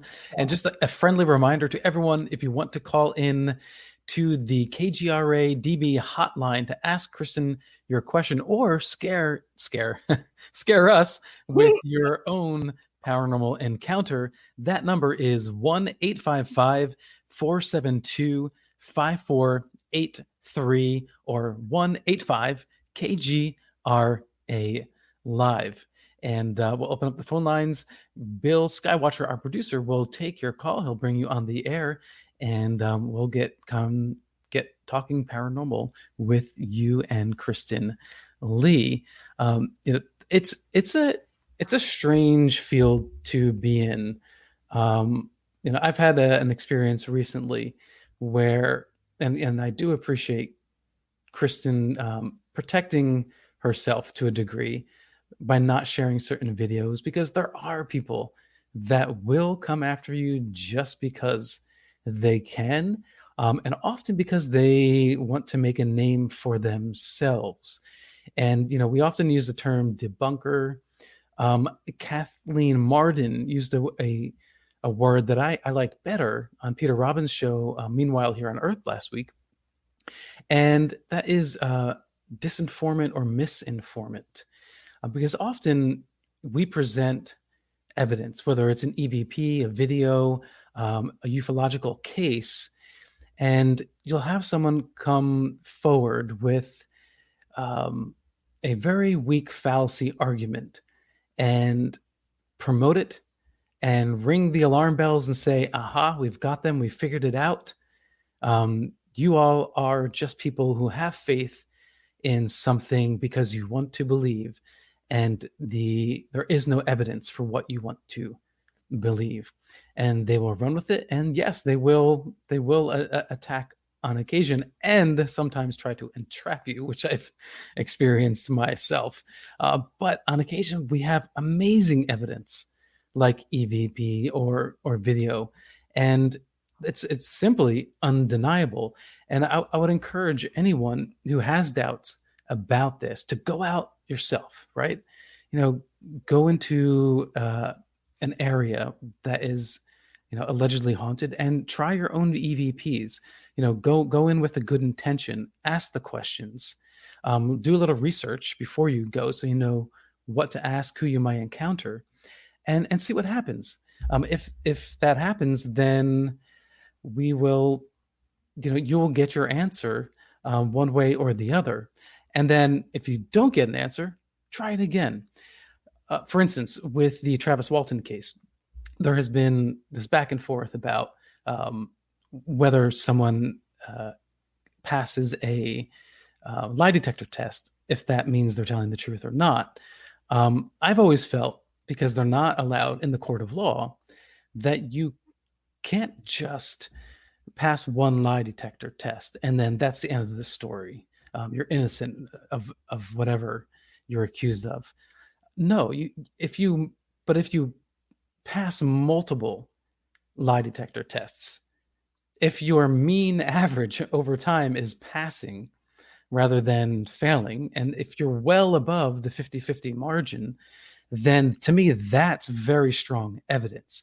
And as we all know, in the case of someone like Travis Walton and Mike Rogers, that's what happened. So we're going to bring Kristin back on and see if we have the EVP ready. Kristin, you ready? Yes. Hi. Okay. So That's right. I found this is the first team that's ever been to the Bellaire House. I was trying to find a session that is just, it'll knock your socks off, but I can't find it. And if you look, there's only one like because it's private. I keep very, very private. You really are protective. Yeah, yeah, I have to be. I don't. Yeah, so this is 2 minutes and 30 seconds, and I don't know if you'll be able to hear it because it might be muffled, but we'll give it a go. I just heard that. That's good.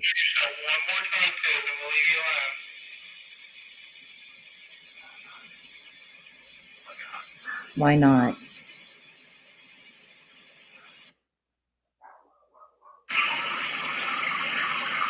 This is singing.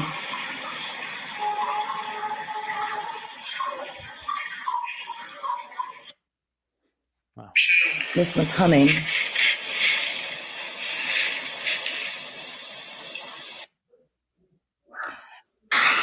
Oh.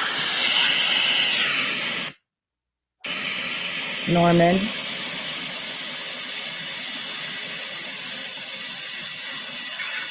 Norman. Okay. Yep.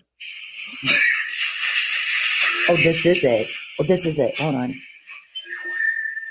Listen to this.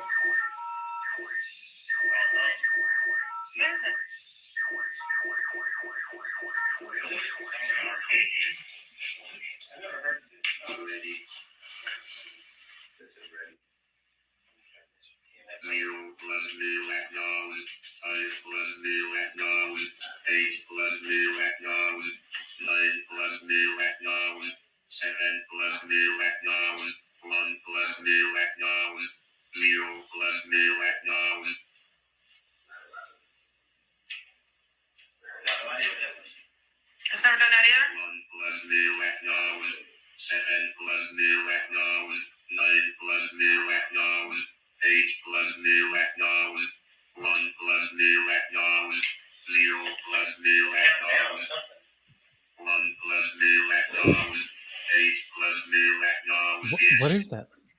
That's the original Ovilus. We were testing it. Oh my That gosh! team was testing the Ovilus before it came out on the shelves. Can you give some context to the people listening? What do you mean? What is the response to exactly? Oh, I'm not sure why. Okay, so my dog Bella had puppies in that room. She had 7 dogs, and it's saying 1, blessed be red dog, 2, blessed be red dog, 3, blessed be red dog, and that was I'm pretty sure this was 2009 that this happened. January 9th, maybe 2010. I had the numbers wrong, but oh, sorry, my phone. Later in 2015, when Bishop came, this is in the book, he and I were in that room together, and it did it again, exactly like that. It did it again, and I was just I mean, still today, you know, I can't believe it happened, but it happened. And then in 2000 and I think it was 17, 18, when we started to film for Paranormal Conventions, Bishop came back. We were in the basement, and the first thing that it said was 1, blessed be red dog. And it's different Ovilus. Like they weren't the same. Like this team's Ovilus on here. Yeah, they knew Bishop, but they didn't have the same Ovilus, you know. Is there like some kind of code in that? Like what's the meaning? I think, well, when Bella had her puppies, one of them didn't make it. And Bella was terrorized in the house. I mean, we all were at some point. It was awful what our family went through. But I think that was just something that was confirming maybe Bella had her puppies in that room, and it was maybe like a record, residual energy, or it could be an entity that is malicious, that was trying to gain my trust or make me feel this emotional roller coaster, this overload of emotions that basically would wear me down. But the first night that this happened, that I just played, I wasn't there. Yeah. The team was on their own. And I didn't know that this existed until about maybe 3 years ago, you know? So then I had to tell Mike McAllister, who collected this data, with Danny Huang and Kentucky Ghost Scouts. I said, guys, this happened to Bishop and I twice, like 2 times now. And, that moment that happened, Bishop was in the corner of the Edwin Hetherington room, and my back was up against the door. And I saw this mass come at me, like this big floating, probably, I don't know, maybe like a toddler size and height, but it was floating toward me, and it made me break out in a sweat. And then I felt like I was in like a meat freezer. And Bishop was like, "Do you see it?" And yeah, I see it. I was like, it's coming at me. Yeah. And what he started to say, it was like in a tunnel. I couldn't fully hear what he was saying. Then he started to pray in Latin. He started to exorcise this demonic force, this inhuman entity, this negative entity, whatever it is, out the door. And it did work for a while, but it's dormant. It always, for some reason, it always pops back up. And last year, about summertime last year, it had come back. Unfortunately, it did. This past summer, there was a public investigation that one of my friends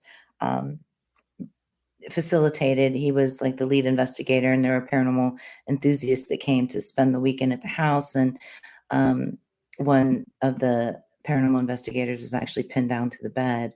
And that's happened a couple of times to people that have stayed. It's not a regular thing. We just can't predict when it's going to happen. We just don't know, but it has happened. But and that's the point, right? It's the sort of the law of averages. I mean, if something continues to happen over and over again, that is evidence of in and of itself. Kind of like I was saying with like the lie detectors. It's like, if you pass so many out of so many, then the odds are it's quite probable that what happened is real. And I think the same is in your case here. We have a caller, Ron from Minnesota. You are on the line with Kristin Lee. Welcome, Ron. Hey, Alan, how you doing? Good. Do you have a question? All right. Are you going to be at Pine Bush this year? Are you asking me? Yes, I will be at Pine Bush. I'm very excited. So, Kristin, just so you know, Pine Bush is in New York, and it's a local ufological event. And so, because in New York City, it's so darn expensive that events tend to take place outside of the city, and it's really growing in popularity. So, if you're ever up in the New York area, please let me know, and would love to have you at the event. Here's a question for you, Kristin. Okay, I'm a skeptic, but I do believe in some certain paranormal things that happen to me in my own house. Okay, but beyond that, I'm very, very skeptical about anything paranormal. And hello to chat on all the platforms out there. But anyway, the question that I have for you is, what is your driving force of your passion?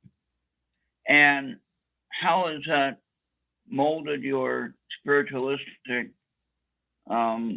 existence with the higher source, or your spiritual connection with the spiritual world, I guess? Well, thank you. I appreciate you asking that. What fuels me is I want to know what happens to us when our energy leaves our body. I really want to know. And on top of that, I want to know how spirits can physically communicate with us. I want to know the mechanics, the physics behind it. The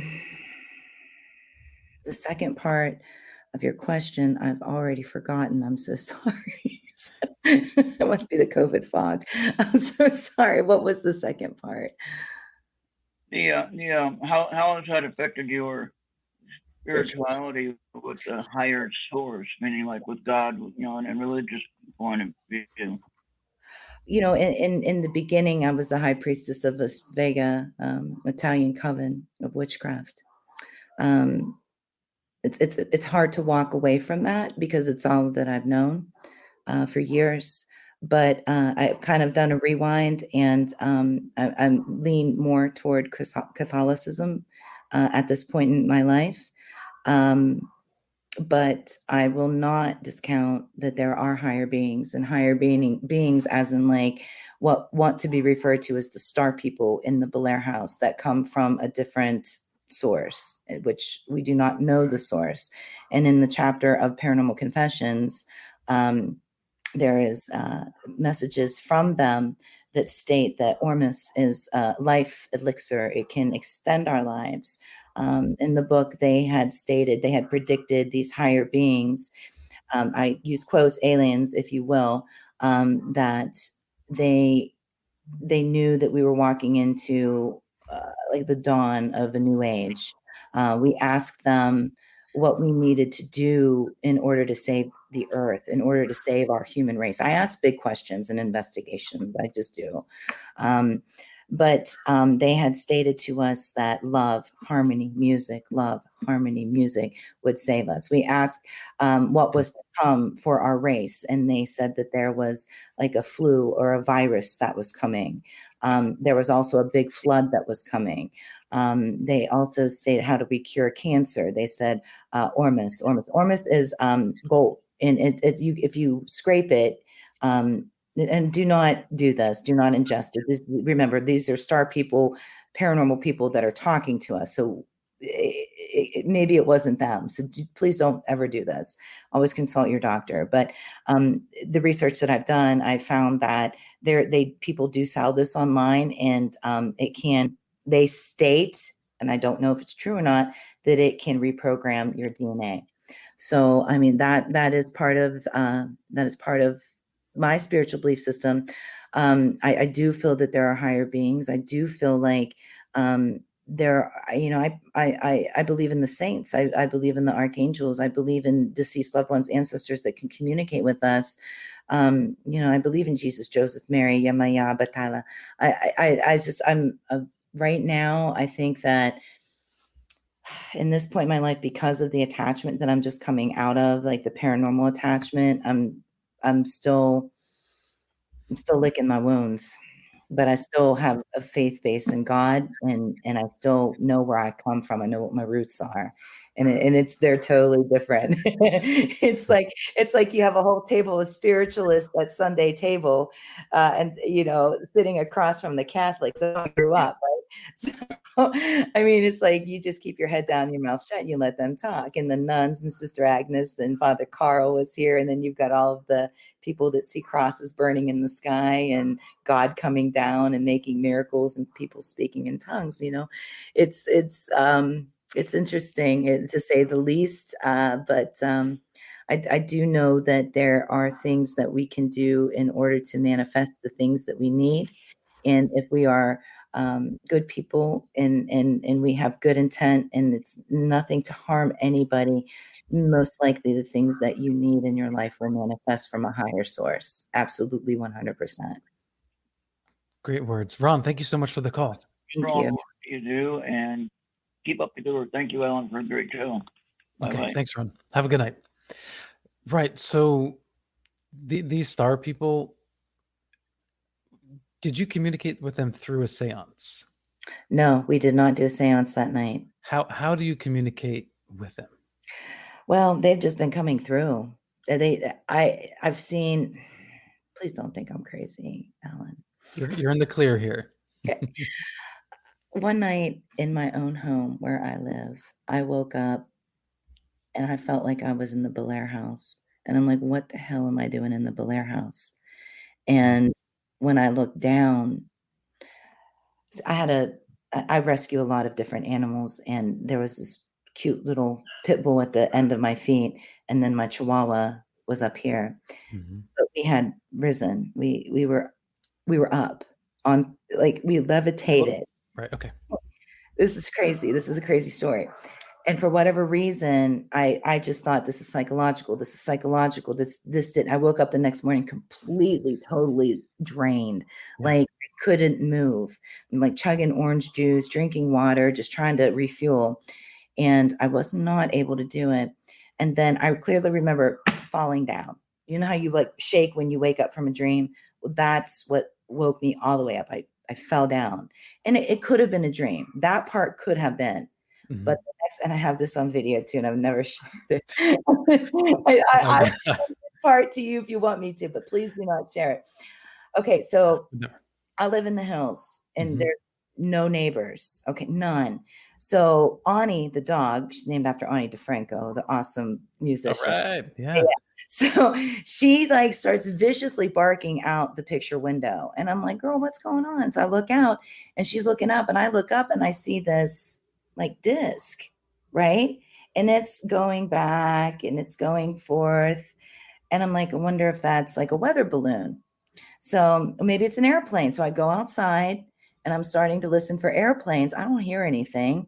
So I get my buddy Dave Spinks on the phone. I was like, Dave, you're not going to believe this. I think I just saw something in the sky. And he said, just check first and see if it's, weather balloons. Do you hear any kind of engine? Could it be, do you see any smoke, any kind of anything coming from an airplane?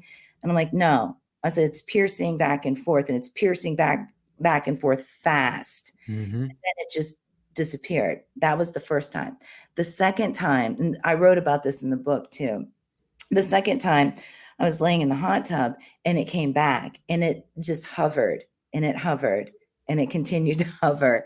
And, my husband actually saw it that time, and he's like, great Scots, that is not normal. And just a couple of nights ago, we were out on our deck, Yeah. and he had his phone out, and he's like, that's not a star. That's not a plane. And he pulled up the Sky app where you can, see what plane. Yeah. Oh, Great. Nothing was there. And it was like red, but it wasn't, and it was just still. There was no movement. So I think that we've made a connection to something that's probably more intellectual than we are. I did Akashic Records with my friend Carol, and she told me that I was from Star Vega. And for the longest time before she even told me that, and I never even told anybody that I was researching that because I was embarrassed. I didn't want anybody to think I was cuckoo. Yeah. But for her to even say that to me when I had already been researching it, and she had no knowledge of me researching it, that made a big deal to me. But I think that night on the couch, I don't know, because I do have like out of body experiences. I do like astral travel because I do see some of my and I even counsel my psychic clients on this. Can do that. That absolutely does happen. We can go into heaven or a different dimension or wherever, whatever spiritual belief system that it is. We can do that to visit our deceased loved ones. But I feel at that point in time, we're either being downloaded or uploaded to come back to help humanity the best that we can. And I truly do feel like that because I've had those messages come through. We have a question from DDB. Does Kristin feel like she has been delivered from witchcraft, or is it still a part of her worship/belief? Oh, DD, pray for me because I feel like I'm on a teeter-totter, girl. I do. I'd never, ever put any kind of ill intent out there, never. But the deities, I do have a very special bond with, like I said, Yamaya, Abatala, Apollo, Diana. I really do, because that's what I was. That was what I was taught. That's what I resonated with me when I learned about them. But the saints are very big to me. And if we look at that, we could call that voodoo, hoodoo. We could call that, and Yamayana, Batala, that's Western African voodoo. So I mean, it's It's tough, Dee Dee. That's the best way I can describe that. I mean, am I casting spells and doing hocus pocus? No, no, I don't. You know, if somebody calls me and says, "Hey, I need to hex my ex," we'll go find somebody else because I don't do stuff like that. You know, but if you want to send out some Archangel Raphael healing prayers, let's talk about that. Let's do that. You know, I've never really. I mean, I was trained in the dark arts because I had to be. I had to, you know, without the dark, there's no light. Without the sun, there is no moon. So, I mean, if you're going into that situation blind and you're thinking everything is all love and all happy and butterflies and puppy dogs and roses, you'll probably 9 times out of 10 have your butt handed to you because there are evil people out there. There are people that do petition death, cancer. They do. They legitimately do that, and that's them doing that. And if they are not justified to do that, please imagine the ramifications that are going to happen to them. And that's something that I do not want to be responsible for, and I never have wanted to be responsible for that. Now, you know, back in my formative years, I knew a lot of people that did stuff like that. You know, there would be times that people would be going through my trash and pulling out they thought they were pulling out my DNA to curse me. And I was like, what are people doing? You're crazy. You know, but I don't know how to answer that yet, Dee Dee. I'm so sorry. But we're all going through a growth process, and you said formative years, and there's much truth to that. But I feel like we're always going through our formative years. We're always, you know, learning new things and having to reevaluate what we believe in, or you know, how we behave and that sort of thing.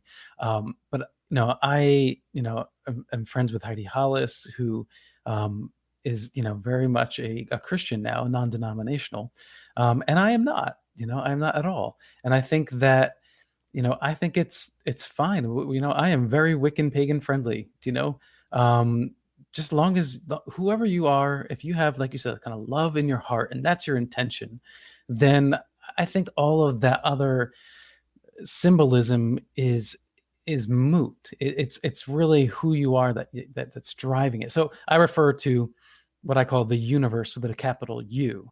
You know, I don't use the word God because that's triggering with all these other assumptions that I don't believe in. But you know, like, you seem like a wonderful person, and I appreciate that you do help with transitioning and all that. So before we leave, because we're at the very end. Already, yeah. It's been a great conversation speaking with you. It really has. Yes. If you could leave us with one thought, what would it be? I want to pull out the old Bill and Ted. Please be excellent to each other. Right.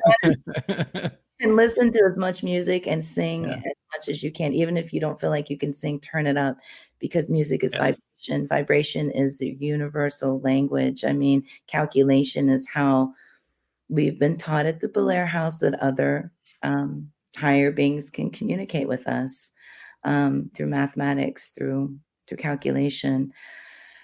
You know, and our world has definitely changed, and there's some people that are still scared to come outside, and I get that. And there's a lot of people that are irritable, and there's a lot of people out there that are just joining the rat race for success. And you know what? Please be kind to each other, and please make sure your intention is of love, and treat everybody as if it is your child, your mother, your father, your spouse. Treat them with 100% love, positive regard, and empathy. Because, all right. Yeah, that's it. Thank you so much, Kristin. I appreciate it. Please check out Kristin's book, Paranormal Confessions. It can be found on Amazon. And of course, you can go to her website, BellaireHouseTours.com. Thank you for joining us on KGRA-DB.com. This is Alan B. Smith for Paranormal Now. Thank you to my producer, Bill Skywatcher. He is the best. And Grace Hobbs and Eric Brager of KGRA. Until next time, everyone, live in the mystery. And we will add one more tagline: be excellent.